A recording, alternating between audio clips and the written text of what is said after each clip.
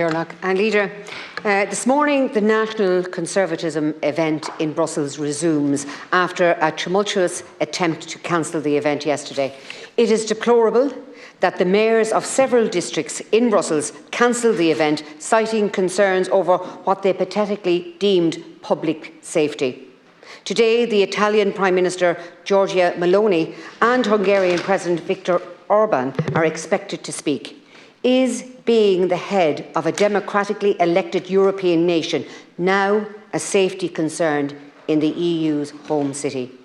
Cancel culture is re-emerging as a destructive force that will challenge democracy.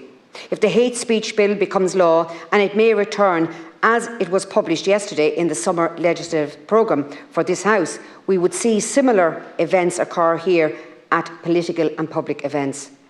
I could have hoped that the government would listen to the public backlash against the hate speech bill and other looming legislation that the government is proposing to approve.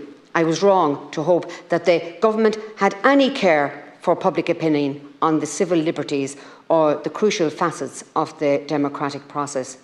My colleague Senator Michael McDowell yesterday spoke in relation to the EU Migration Pact and rightly pointed out how this House was becoming a rubber stamp and little more on legislation. Poll after poll, village after village, it is clear the Irish people want serious, if not radical, reform of the migration system in this country. The EU Migration Pact will have a paltry 3 minutes. That wasn't 3 minutes.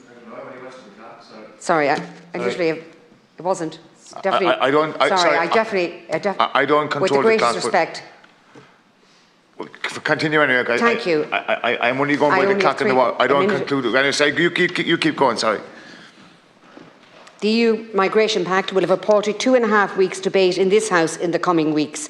The public concern is that we are losing control of our borders, our checks and balances and our safety. A set of legislative instruments such as a pact should rightly be a matter for a referendum to the people, but we will not get that because we do not have a government or a leadership with a vision fixed on the electorate. Instead, our government leaders have their vision set on Europe, on appeasing the unelected bureaucrats in Brussels who offer high commissions and positions of prestige and prosperity far beyond any office in this House.